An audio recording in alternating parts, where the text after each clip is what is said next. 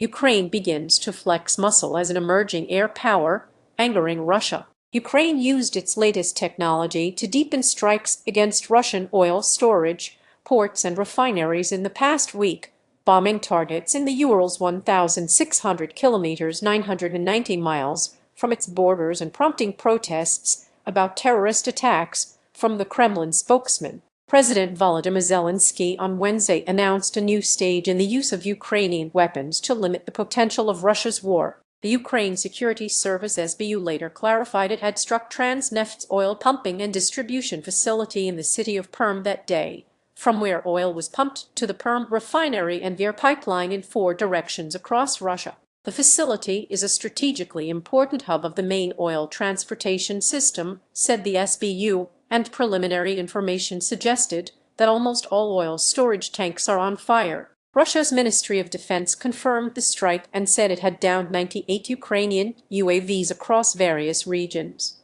The Urals are now within reach. Be vigilant, wrote Russia's presidential envoy to the region, Artem Jogar. Ukraine's campaign has begun to elicit reactions from the Russian government. Kremlin spokesman Dmitry Peskov called the attacks on oil facilities terrorist attacks. A Russian Defense Ministry announcement that military cadets and a column of equipment would not take part in this year's Victory Day parade commemorating the end of World War II due to the current operational situation, was also widely interpreted as a precaution against potential Ukrainian drone strikes. Advertisement: Ukraine's strikes are part of a strategy of depriving Russia of windfall profits from soaring oil prices due to the closure of the Strait of Hormuz. Zelenskyy said Russian internal documents seen by his foreign intelligence service admitted that Ukraine had deprived oil offloading ports of much of their capacity. Primorsk and Ust-Lugar on the Baltic Sea had lost 13% and 43% of capacity,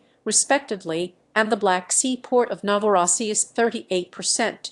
We believe that such internal Russian data may be underestimated, Zelenskyy said. The internal figures roughly agree with a Reuters March estimate that Russia had lost approximately 40% of its export capacity. That translated into revenue losses of $2.3 billion in March, Zelenskyy estimated. The Institute for the Study of War, a Washington-based think tank, said that Ukraine had likely conducted at least 18 strikes against Russian oil infrastructure in April. Kiev's attacks have been steadily increasing the range, volume, and intensity with outsized impacts on Russian oil exports. Ukraine struck other oil and military targets during the past week. On April 23, it damaged 3 storage tanks at the Gorky oil pumping station in Nizhny Novgorod and struck the Novokuyabishets petrochemical plant in Samara. The next day, it destroyed 2 production facilities at the Atlantero factory in Taganrog,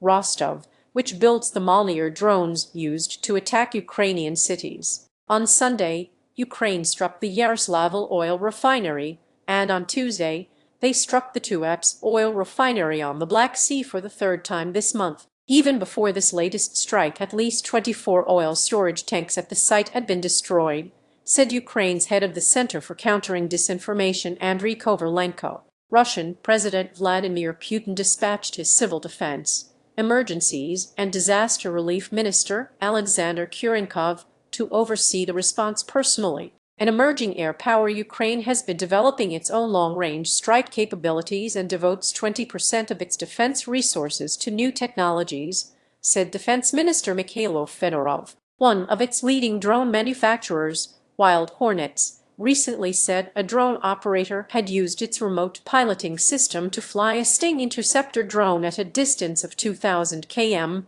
1,240 miles. Advertisement: on April 23, Fedorov said Ukraine had successfully tested remote control technology that enabled pilots to operate from the relative safety of Kyiv or Lviv at distances of hundreds and thousands of kilometers. Ukraine is now touting its battlefield innovations in Saudi Arabia, Qatar, and the United Arab Emirates in the wake of Iran's attack on the Gulf nations. Zelenskyy met Saudi Crown Prince Mohammed bin Salman in Riyadh on April 24 to discuss the export of our Ukrainian security expertise and capabilities in air defense. Days later, He said Kyiv produces as many as twice the number of certain types of weapons as the military needed, and that Ukrainian companies will get a real opportunity to enter the markets of partner countries, provided that our military have